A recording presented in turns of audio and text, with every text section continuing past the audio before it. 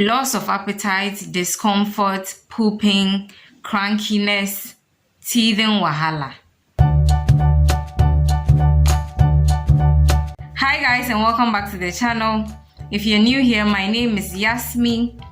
Thank you for stopping by. Please do well to subscribe and turn on the notification bell so you don't miss any of my new videos. And if you're a returning subscriber, I am so grateful that you keep coming back. Today we are talking food and nutrition when our babies or toddlers are teething. We are talking everything about it, everything like in general, okay? So let's get this video started. First of all, we know that teething is a normal developmental process, okay? We cannot escape it. As we know, some babies are fortunate enough to pass through it without any problems at all. But others, okay, no, I don't want to use fortunate and unfortunate, but then others find it difficult when they are teething, and it's not easy on the parents as well. So what can we do together to make this process a little maybe less difficult? Because I wouldn't say it's going to be easy, a little less difficult when it comes to our babies and our toddlers. So teething is accompanied by loss of appetite, among other things, okay? So there's a high possibility that you could be giving your child unhealthy snacks, okay, if they are not eating. But please try to resist that temptation, okay? Try as much as possible to stick to a healthy diet plan or food structure when your child is teething, okay? So agreed, they would not want to be eating most of their solids. Some of them would reduce their intake of milk. But what you can do is that if they are going to like to take the milk and not the solids, please give it to them, okay? That is what their appetite is asking for or calling for. So as much as possible, if they want to take more of the milk and less of the solids, please stick to that plan and sail through the process and make it easy for you and baby, or you and your toddler. So as much as their gums are in pain, you might want to stick to softer versions of food. So we are talking purees, we are talking smoothies, homemade juices. One thing I noticed with my son, the second one especially, because his brother, the first, it wasn't really a difficult time when he was teething, but this one he's giving me pepper, okay? So one thing I noticed is that like we stopped taking purees when we're about maybe 10 months, like very smooth purees when we're about 9 or 10 months or so. But once he started teething again about 2 weeks ago, and we've gone back to the very smooth purees because I cannot scan, seriously. It's giving me headache that he's not eating. So as much as he will take the purees, I mean, I'm glad to offer it to him. So we've gone back to the purees, like I said. So we are doing purees, smoothies, the homemade fruit juices.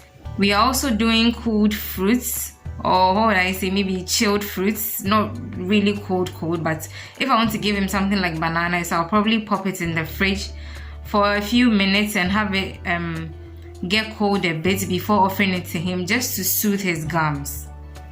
You can also do plain yogurt or probiotic yogurt, Greek yogurt, if your child will take that as well, because I mean it's also very soft in texture, so you can also do that. We are also looking at the soups. You can also do muffins, pancakes, anything that is easy for your baby or toddler to chew. You can give them those things. Bread, anything that is soft enough for your child to enjoy, that's what you can stick to when they are teething. Another very popular thing that parents give to their kids when they are teething is popsicles, okay? So you can be doing very healthy popsicle options, like combining very sweet fruits and freezing them up so your kids can enjoy, and it's also nutritional and also give them soothing gums as well. Personally, because of some chemicals in teething gels, I do not give them to, or I do not use them for my boys, okay? So personally, what I've done in the past, or I still do, is to freeze some teething rings or toys and then have them chew on them, okay? Another thing I've also done is to wet maybe a clean face cloth or face towel, that's what we call it in Ghana, and then have them chew on them till the cold sensation is out of the towel, okay? Another easy way you can also go by this is to wash your hands properly and then have your little one nibble on those your fingers, okay? Wahala for you if they already have teeth. Your fingers will finish, so you cannot employ that method, but it's also one thing you can do if they don't have teeth yet, okay? So I'm also going to be talking about foods to avoid when your kids or your babies or toddlers are teething, okay? What I'm going to be mentioning, okay, they all fall under something. You have to take note that all these foods will cause a burning sensation to their gums, or will cause their gums to sting, okay? So you might want to avoid these foods. So number 1 on the list are citrus foods, okay? We are going to avoid all those oranges because they are acidic and they will just burn the gums of our little ones. Just imagine an open sore, and you've squeezed orange juice into it, Charlie. So please avoid all those citrus fruits when your kids are teething. Another food to avoid when your bloomers are teething is tomatoes or tomato sauce. Naturally, tomatoes are tangy, so they will sting on an open sore. So you might want to avoid that discomfort on the gums of your little ones when they are teething. So please do away with the tomatoes for that period of time. If you're looking for an alternative to your tomatoes, we can look at beetroot. In some cases, you can also use carrots as well. So depending on the recipe, you can swap out the tomatoes for something else. Another food you might want to avoid when your babies or toddlers are teething is spicy foods, okay? For the babies, we are not even talking about spicy foods because they are not supposed to be taking them anyway. But if your toddler can tolerate pepper, you might want to avoid or reduce the pepper intake when they are teething because it will only irritate their gums even more. Again, when your little bloomers are teething, please avoid salty foods. We are not talking in terms of the babies because they are supposed to be taking no salt anyway.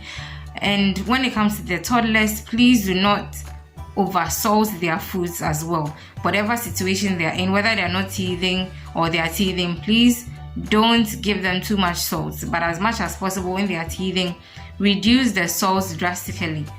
Like I've been saying since the beginning, just imagine an open sore and you putting salt on that sore.